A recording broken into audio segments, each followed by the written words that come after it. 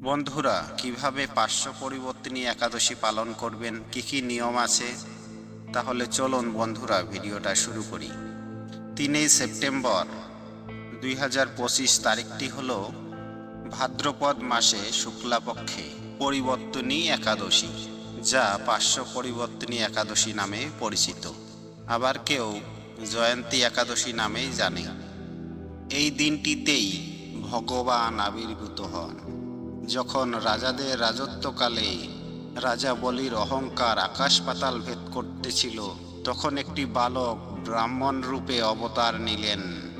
সে আর কেউ নয়, ভগবান বিষ্ণু। সে অনেক কথা এই ভিডিওতে বলা যাবে না, এত কিছু অন্য কোনো ভিডিওতে বলা যাবে। এই দিনটিতেই ছোট্ট বালক ব্রাহ্মণ রূপে অবতার নিয়েছিলেন ভগবান বিষ্ণু।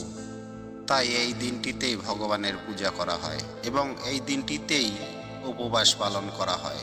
এবং এই উপবাস পালন করলে ভক্তরা ভগবান বিষ্ণুর আশীর্বাদ, সুখ, শান্তি এবং সমৃদ্ধি লাভ করেন। উপবাস ব্রত পালনের জন্য প্রথম দিন অর্থাৎ 3 সেপ্টেম্বর 2025 একাদশী তিথিতে উপবাস শুরু করতে পারেন। অর্থাৎ 4 সেপ্টেম্বর সূর্যোদয়ের পর উপবাস ভঙ্গ করতে পারেন। বন্ধুরা, ভিডিওটা শেষ পর্যন্ত দেখবেন। শেষে একটা গুরুত্বপূর্ণ কথা বলবো, ভিডিওটা শেষ পর্যন্ত দেখার অনুরোধ রইল। এবার তিথিগুলো বলছি। এই বছর 3 সেপ্টেম্বর 2025 ভোর 3:53 থেকে একাদশী তিথি শুরু হবে এবং পরের দিন 4 সেপ্টেম্বর 2025 ভোর 4:21 শেষ হয়ে যাবে। তাই সূর্যোদয় তিথি অনুযায়ী 3 সেপ্টেম্বর 2025 পার্শ্ব পরিবর্তনী একাদশী পালিত হবে। তাহলে বন্ধুরা, এখন বলবো উপবাস ও পূজার নিয়ম।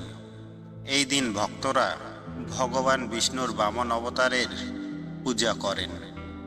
উপবাস পালনের ক্ষেত্রে একাদশীর আগের দিন দশমী তিথিতে বিকেলবেলা একটি মাত্র খাবার গ্রহণ করা হয় এবং তারপর থেকে একাদশী তিথি ও দ্বাদশী তিথি পর্যন্ত জল ও খাবার গ্রহণ করা থেকে বিরত থাকুন।